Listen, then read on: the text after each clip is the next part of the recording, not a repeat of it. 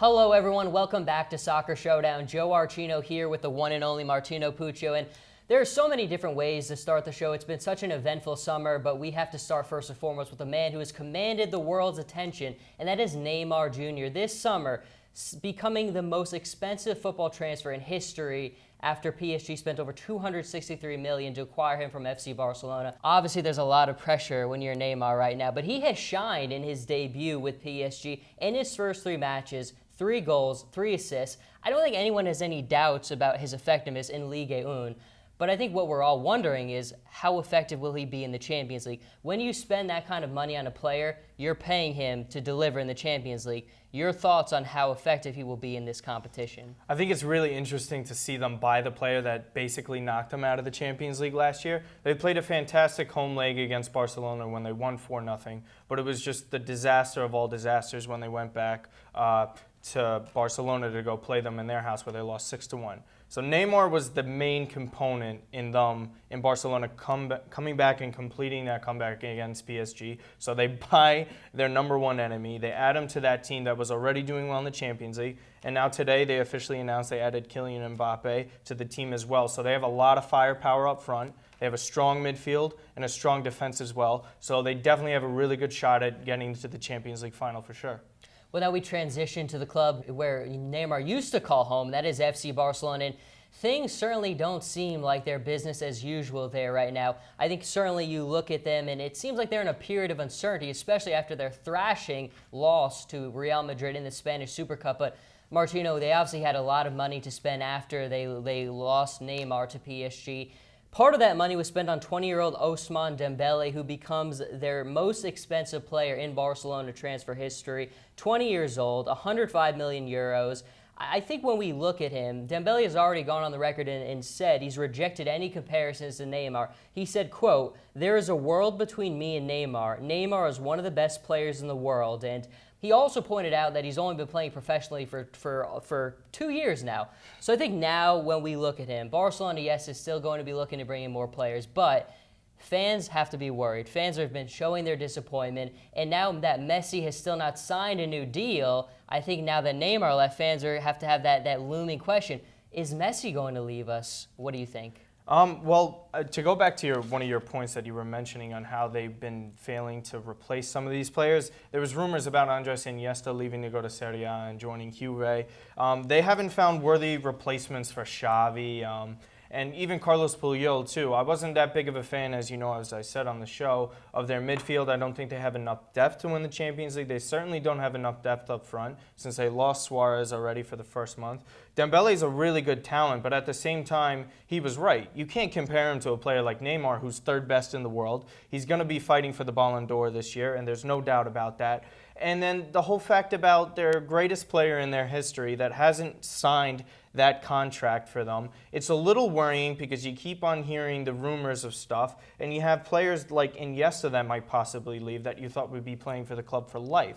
So I think it's something to be a little worried about, but I think the most important thing right now is how they perform on the field. Because if they have a good product on the field, there's a good chance that Messi is going to be willing to stay to start a new project. Well, Barcelona has gotten off to a good start in La Liga despite all these circumstances, but now we move to a club where it has been a catastrophic failure of a start to their season. That is Arsenal Football Club. Martino, we talked last season so much about Arsene Wenger, if his days are numbered there.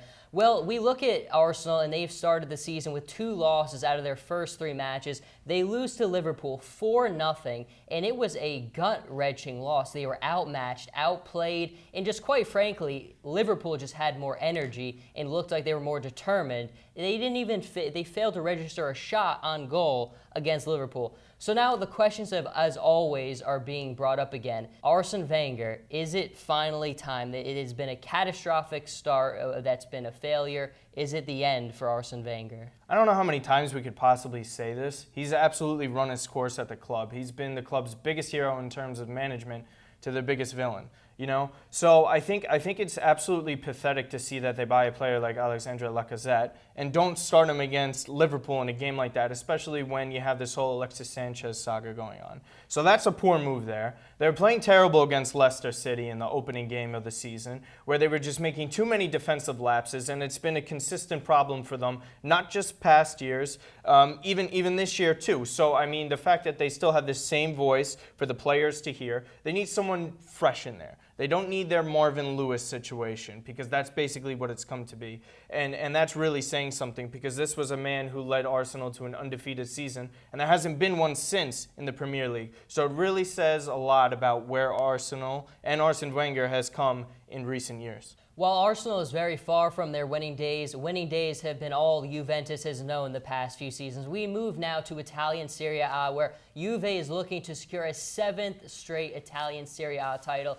Martino, we've said so much about this dominant streak of Juventus these past few seasons, and it looks like they're going to look to continue to do so. But so far in Serie A, 5 clubs have won their first 2 matches.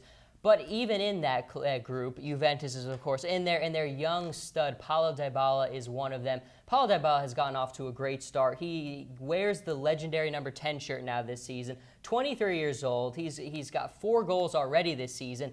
I think now when we look at Paulo Dybala and Juve, everyone is asking the question, can he lead Juve to that 7th straight title? And if there is anyone who can knock Juve off that pedestal, who do you think that it will be? I think this was a huge season for Paulo Dybala. A lot of people were questioning his performance in the Champions League final against Real Madrid and the flat second half that they had. I think giving him the number 10 is something special, and it's something a player of his caliber is able to handle. So the fact that he's off to a great start, he's definitely been the best player in the league so far. I mean, Juve's been struggling so far, in my opinion. They have a couple defenders like Barzagli and Chiellini who are getting up there in age. They've been susceptible to injuries, and they've lost Bonucci, who's probably the best defender in the world, depending on who you ask. The fact that it's Buffon's last year as well, and they got it back up in Szczesny, which isn't even in the same stratosphere of quality, I think that they're good enough to win the 7th straight, but then I think you really got to look at Napoli here for this season, especially this season. They didn't give up any players. They keep the same team, and some moves that you don't make are the best ones. So I think them keeping their unit together, a cohesive unit, one that has great chemistry. They have a lot of firepower up front with Lorenzo Insigne and Mertens, who had a fantastic year last season. They have a great midfield. They have a lot of depth with the youngster Diawara, who I love, who played great against Real Madrid in the home leg in the Champions League last year. I really do think they have a lot to fight Juve for the title and potentially knock them off. Now, as for other teams possibly fighting for the Champions League spot or in the future to knock off Juve, I have the 2 Milan clubs. Obviously, AC Milan finally invested after new ownership, after Silvio Berlusconi sold the majority after 30 years at the helm. They invested over $200 million in the club and might look to make more moves as of today. As for Inter, they already had a unit set. They had players. All they needed was stability. And they got that with Luciano Spalletti, who's one of the best coaches in the league.